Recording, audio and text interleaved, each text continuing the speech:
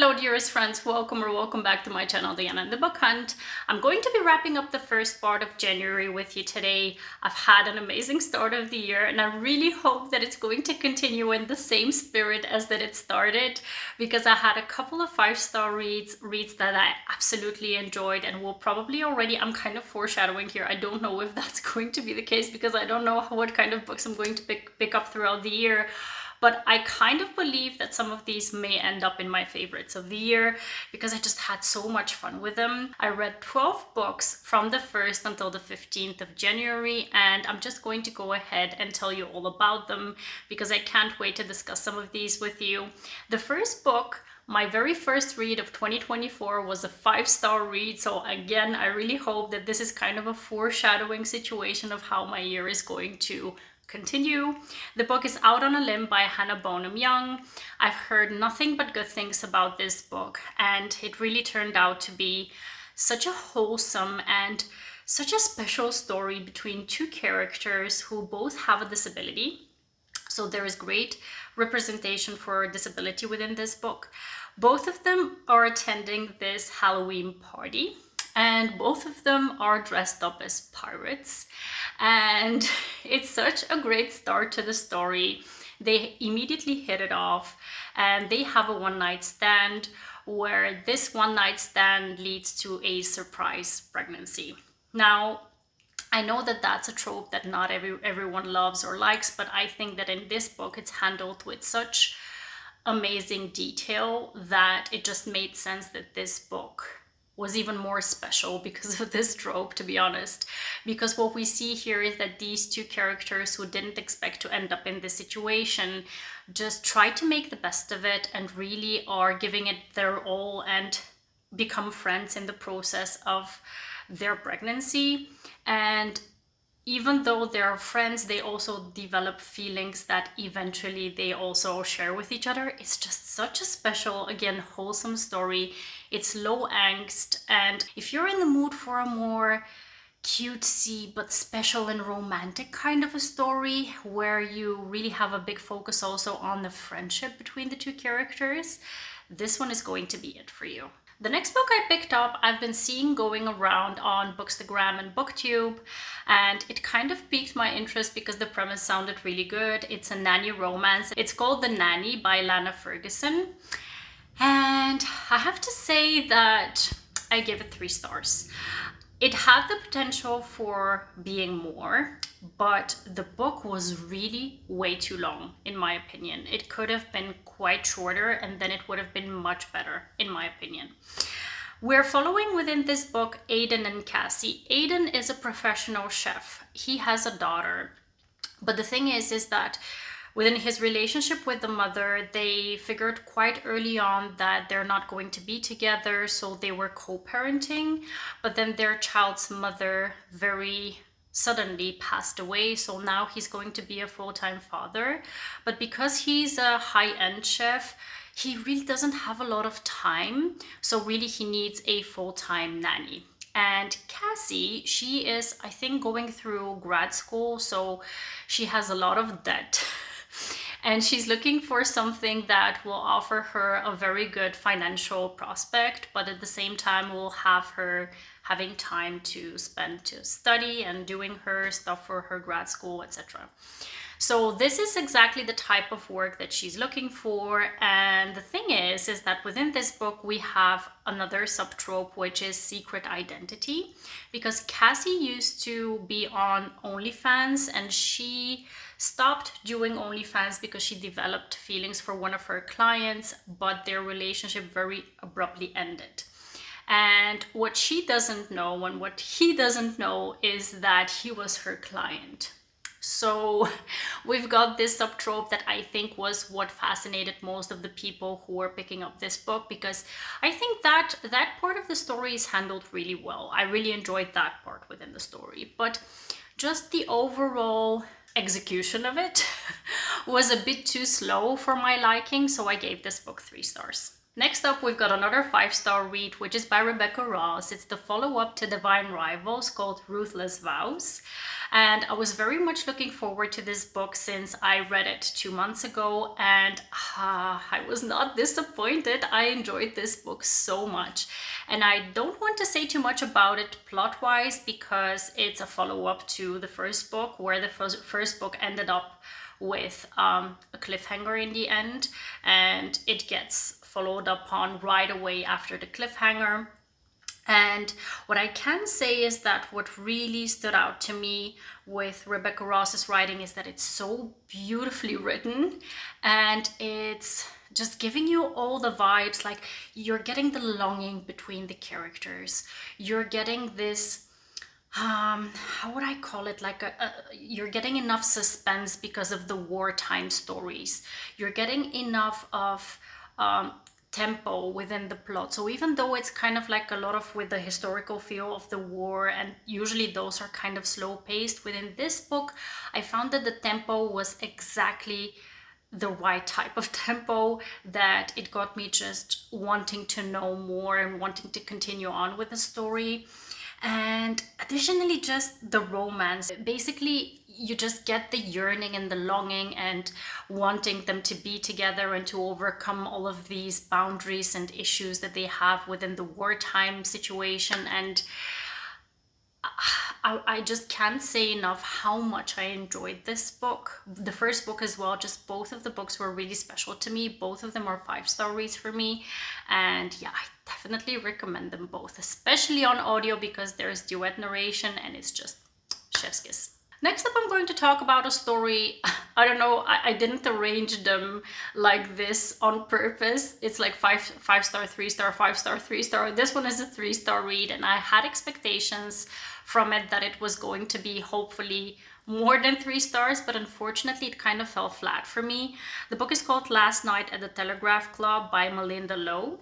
So last year I did this challenge 23 for 23 where I wanted to read 23 books by BIPOC authors with BIPOC characters, and I want to continue this trend of diversifying my reading. Last year I actually found out that I hadn't read any books by Asian authors, and I really wanted to pick up something by an Asian author to start off the year. And this is the book that became available to me on audio, so I was like, let's just dive in. And it sounded like an interesting premise because it's set in the 1950s in America, and it's a sapphic romance kind of coming of age story. And it also deals with the Red Scare. So a lot of the topics within the book that are covered have to do with the fear of communism at that time. So let me put it like this. I was really intrigued by the start of the plot and the plot devices within the book. So we've got 2 teenage girls who meet up at this school. Both of them are discovering their feelings. Both of them are lesbians and are discovering that they are lesbians. And they find out that there is this bar, the Telegraph Club, where lesbians come together. And basically they sneak out, they get their fake IDs, and they go to this club, and they're discovering this whole new world through this club. They meet up with other like-minded people, and this part of the story I really enjoyed. So them being at the club and having these conversations, I like that part within the book. Now, the fact that there is this whole fear of communism situation going on at that time is, it's part of the history, and it's also part of why our heroine Lily, her family, they're really afraid of getting kicked out of the country because her father's papers get taken in for having communications with someone who is affiliated with the party. And this part of the story really didn't make sense to me because it wasn't flushed out in the end. I didn't get what happened with her family after this incident. I didn't understand. So obviously the issue with the family impacted our heroine and what they did with her in the end, at least the decisions that they made as a family. But what happened with the whole Red Scare situation, it just wasn't flushed out, and this is a part that I would have been interested if I came to know what happened in the end. So this is one of the things that kind of brought me out of the story. And a second thing is that there are flashbacks, I believe, to her parents' story maybe, but it's like a different couple that we're following. And at first it just didn't make sense to me. Like, who are we talking about? Why are we following this other couple? And what is going on here? It kind of, again, brought me out of the story. I needed to focus on it more. Maybe it's a me issue, I don't know, but it made me not be fully immersed into the story as much as I should have been. So it just wasn't, I think it wasn't my type of story. So while I do appreciate some parts of the story, I definitely think that it's a great read for another kind of a reader. This just wasn't it for me, so I gave it 3 stars. Next up, I'm going to talk about a book that I started a while ago. Let me tell you, I think I started this book way back at the beginning of November, but I knew I was going to love it. I started it, and already at the 20% point, I knew that I was going to love this story, but I don't know, I wanted to savor it, and at the same time, I was literally reading it like page by page, I think.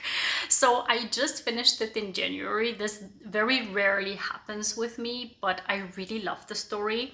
It's Bauer's The Rest of the Story. It's a male-male hockey romance. We're following 2 characters who are brought together because of a transfer.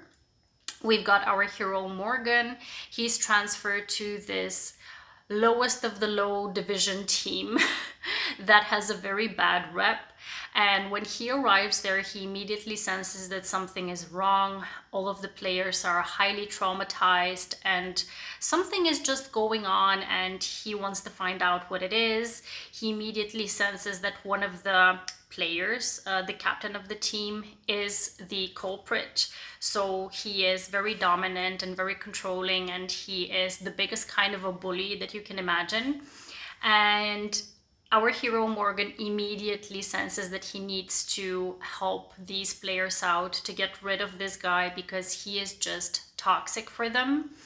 And this is how the story starts, where he is joining this team where a lot of issues are going on, and he tries to help them out. And at the same time, one of the players of this team, he's quite younger than him. He is just the light within the team, and Morgan is immediately attracted to this guy. And it's a story between Morgan and Shay. So this is one of the most romantic stories that I've read in recent time. And it's also a story that just has such a wholesomeness to it. There are a couple of scenes that are just so great. There's caretaking, and there's just small gestures, and there's a lot of show of love within this book. And I think that because it was just so special, I wanted to savor it, so it took me a while to finish it. But yeah, I really loved it. I gave it 5 stars. It's going to be a favorite of the year, I think, I hope. And yeah, I definitely would recommend it. The next couple of books I'm just going to mention in passing because there's going to be a reading vlog that I'm going to post very soon. And I'm going to talk in depth about those books in that vlog. I'm going to be doing a dark romance reading vlog. And I read the Mindf series by St. Abbey for that vlog because I've been putting off this series for a long time. I've heard nothing but good things about this series, and the thing is that Storytel just recently added them into their library, and I was like, okay, this is a sign. I need to start on this series because, again, I've heard nothing but good things about it, and I finally need to pick it up. So I decided to make a vlog out of it, and I read that series, and then additionally I also read the 3rd book within the Queens and Monsters series by J.T. Geissinger, which is called Savage Hearts. I've read the first 2 books a while back. I think it was like 2 years ago, 1.5 years ago, something like that. And I really loved them, both of them. And then I just came across this book on KU that it's available through Kindle Unlimited. So I was like, okay, let's just pick this up for the vlog as well, because it's a mafia kidnapping situation. So I'm just going to pick it up and see how I'm going to like it. So the Mindf series is a very popular 5-book series. They're all novellas, so they're quite short. I think each of them is about 120 to 170 pages, so they're very quick reads. And all 5 of them are interconnected, so you're following the same couple, so you need to read them in order. And we're following Lana and Logan. Lana is a serial killer, and Logan is an FBI agent who is a profiler who is tasked with finding out who the serial killer is. So you can imagine that it's quite forbidden, quite a taboo read, quite dark, because the serial killing happens on page, and it's all the goodness. Oh my goodness, I'm so impressed by this series. I obviously, again, have heard nothing but good things about this series, but it just blew my mind how creatively, originally, well crafted it is. And it was chef's kiss. 5 stars all the way. Highly recommend it if you haven't picked it up. I don't know if there's anyone else in the world who hasn't picked it up who loves romance, but if you by any chance haven't, highly recommend. And then Savage Hearts by J.T. Geissinger. I think it's my favorite out of the 3 books that I've read off of this series. I really highly enjoyed it. The banter, the fast pace of the book, and like the overall feel, like the romance between the 2 of them was just top notch. I really enjoyed it. I gave it 5 stars, and I'm not going to say anything more about it because you're going to hear my thoughts in the vlog later on. And yeah, both of them, chef's kiss for me. The last book I'm going to talk about is by Kayla Grosse. I've mentioned in previous updates that I read Trick Shot by Kayla Grosse, and I want to work through the backlist of this author because I really enjoyed Trick Shot, and I was hoping that I was going to like Rein Me In. This is a cowboy romance by this author. It was all right. It was nothing special. I have to say I did enjoy it, but it was just a very generic type of cowboy romance. It wasn't as good as Elsie Silver's books. It was very spicy. I have to say it was quite spicy, but it was just all right. I don't know, something was missing for me to make it just a bit better than a generic cowboy romance. We've got our heroine Blake. She is dealing with grief over her brother's death. And because her brother's death happened while they were horseback riding, doing this kind of a competition, she is traumatized and she doesn't want to ride any horses anymore. While she actually was like a barrel, I don't know what it's called, like a barrel rodeo rider. I don't know what it's called, don't quote me on it, but she was competing. And now she doesn't want to ride horses anymore because she's traumatized by what happened, and everyone is kind of tiptoeing around her because of what has happened. 5 years have passed since he passed away. She fled after her brother passed away, but now she needs to come back to her small town to help out her parents because her mother, I think, broke her foot or something. And when she gets back into town, she goes to this small town bar of theirs, and she meets Gavin, who works at this bar, and he immediately makes her do something that she doesn't want to do. So the situation is very much hate to love at the start of the book. Gavin, he works at his family's ranch. His family's ranch is having financial difficulties, so he's trying with all his might to save it. And he has always had a thing for Blake. And she's also older than him, so there is a slight age gap between the heroine and the hero. So there's a couple of interesting tropes within this book. So we're dealing with grief, we're dealing with hate to love, and we have a slight age gap. And I don't know, again, there was nothing wrong with it, but there was nothing that really stood out to me that I wanted to say, wow, I really appreciated this within the story, and it made me want to remember it. So it was just a 3-star read. Overall, I have to say I'm very happy with all of the books that I picked up, even though some of them were 3 stars. I appreciated them for something. I really enjoyed reading all of these, essentially.